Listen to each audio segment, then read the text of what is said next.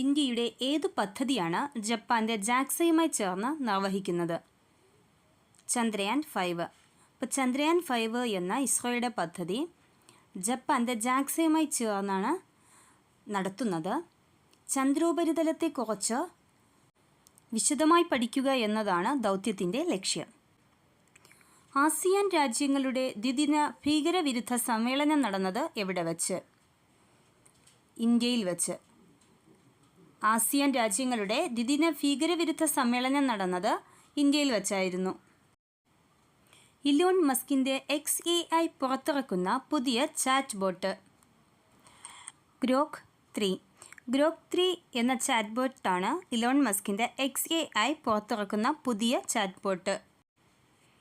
മൗറീഷ്യസിൻ്റെ 57ാമത് ദേശീയ ദിനത്തിൽ മുഖ്യ അതിഥി ആരായിരുന്നു? നരേന്ദ്ര മോദി.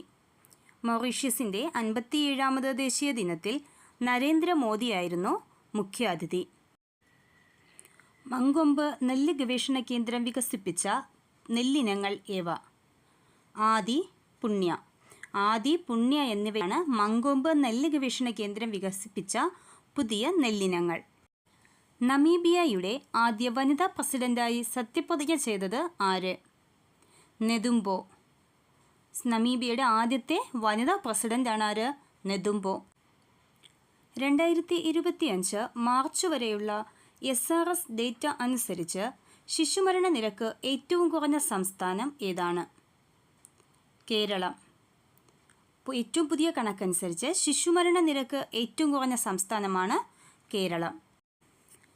ഇന്ത്യയിലെ ആദ്യത്തെ PPP green waste processing plant വരുന്നത് എവിടെ?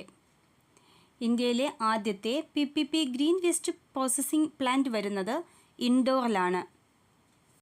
PPP എന്നാൽ പബ്ലിക് പ്രൈവറ്റ് പാർട്ട്ണർഷിപ്പ് എന്നാണ് അർത്ഥം. 2025 റംസാർ അവാർഡ് ലഭിച്ചത് ആർക്ക്? ജയശ്രീ വെങ്കടേശ്വർ. ജയശ്രീ വെങ്കടേശ്വർക്കാണ് 2025 റംസാർ അവാർഡ് ലഭിച്ചത്. മുൻ ISRO ചെയർമാൻ S. സോമനാഥ് ആന്ധ്രാപ്രദേശിൽ വഹിക്കുന്ന സ്ഥാനം എന്താണ്? ബഹിരാകാശ സാങ്കേതിക വിദ്യ ഉപദേശകൻ. ബഹിരാകാശ സാങ്കേതിക വിദ്യ ഉപദേശകനായിട്ടാണ് ആന്ധ്രാപ്രദേശിൽ മുൻ ISRO ചെയർമാനായ S. സോമനാഥ് ഇപ്പോൾ പ്രവർത്തിച്ചുകൊണ്ടിരിക്കുന്നത്. ആദിവാസി വിഭാഗത്തിൻ്റെ ആരോഗ്യ സംരക്ഷണത്തിന് വേണ്ടി അമൃത ആശുപത്രി ആവിഷ്കരിച്ച പദ്ധതി? സമാശ്വാസം. സമാശ്വാസം എന്ന പദ്ധതി ആദിവാസി വിഭാഗത്തിൻ്റെ ആരോഗ്യ സംരക്ഷണത്തിന് വേണ്ടി അമൃത ഹോസ്പിറ്റൽ ആരംഭിച്ച പദ്ധതിയാണ്. 2025 ജലദിനത്തിൻ്റെ പ്രമേയമെന്ത്? ഹിമാനികളുടെ സംരക്ഷണം. ഇപ്പോൾ 2025 ജലദിനത്തിൻ്റെ പ്രമേയം ഹിമാനികളുടെ സംരക്ഷണമാണ്. മാർച്ച് 22 ജലദിനമായി ആചരിക്കുന്നത്. 59ാം ജ്ഞാനപീഠ പുരസ്കാരം ലഭിച്ചത് ആർക്ക്? വിനോദ് കുമാർ ശുക്ല. വിനോദ് കുമാർ ശുക്ലയ്ക്കാണ് 59ാമത്തെ ജ്ഞാനപീഠ പുരസ്കാരം ലഭിച്ചത്. ജ്ഞാനപീഠ പുരസ്കാരം ലഭിക്കുന്ന ആദ്യ ഛത്തീസ്ഗഡ് സ്വദേശിയാണ് വിനോദ് കുമാർ ശുക്ല. അന്താരാഷ്ട്ര ഒളിമ്പിക് കമ്മിറ്റിയുടെ ആദ്യ വനിതാ അധ്യക്ഷയായി ചുമതലയേറ്റത് ആര്? Christy Coventry. ക്രിസ്റ്റി കോവൻട്രിയാണ് അന്താരാഷ്ട്ര ഒളിമ്പിക് കമ്മിറ്റിയുടെ ആദ്യ വനിതാ അധ്യക്ഷ. 2025 ഏഷ്യൻ വനിതാ കബഡി ചാമ്പ്യൻഷിപ്പിൽ വിജയിച്ച രാജ്യം ഏതാണ്? ഇന്ത്യ. 2025 ഏഷ്യൻ വനിതാ കബഡി ചാമ്പ്യൻഷിപ്പിൽ വിജയിച്ചത് ഇന്ത്യയാണ്. ISO അംഗീകാരം ലഭിച്ച കേരളത്തിലെ ആദ്യ താലൂക്ക് ഓഫീസ് ഏത്? ഏറനാട്. ISO അംഗീകാരം ലഭിച്ച കേരളത്തിലെ ആദ്യ താലൂക്ക് ഓഫീസാണ് ഏറനാട്. ഇന്ത്യയിലെ ആദ്യ ലോക സമാധാന കേന്ദ്രം എവിടെ?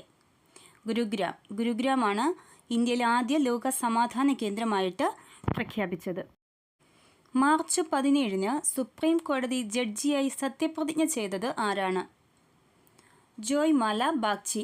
ജോയ്മാല ബാഗ്ചിയാണ് 2025 മാർച്ചിൽ സുപ്രീം കോടതി ജഡ്ജിയായി സത്യപ്രതിജ്ഞ ചെയ്തത്. ഇന്ത്യയും ഫ്രാൻസും ചേർന്നുള്ള എത്രാമത് നാവിക അഭ്യാസമാണ് 2025 മാർച്ചിൽ നടന്നത്? 23ാമത്. വരുണ എന്ന പേരിൽ അറിയപ്പെടുന്ന 23ാമത് നാവിക അഭ്യാസമാണ് മാർച്ചിൽ നടന്നത്. രാജ്യങ്ങൾ ഇന്ത്യയും ഫ്രാൻസ്. IQAIRന്റെ വേൾഡ് എയർ ക്വാളിറ്റി റിപ്പോർട്ട് പ്രകാരം വായു മലിനീകരണത്തിൽ ഇന്ത്യയുടെ സ്ഥാനം എത്ര? 5ാം സ്ഥാനം. വേൾഡ് എയർ ക്വാളിറ്റി റിപ്പോർട്ട് പ്രകാരം വായു മലിനീകരണത്തിൽ ഇന്ത്യ 5ാം സ്ഥാനത്താണ്.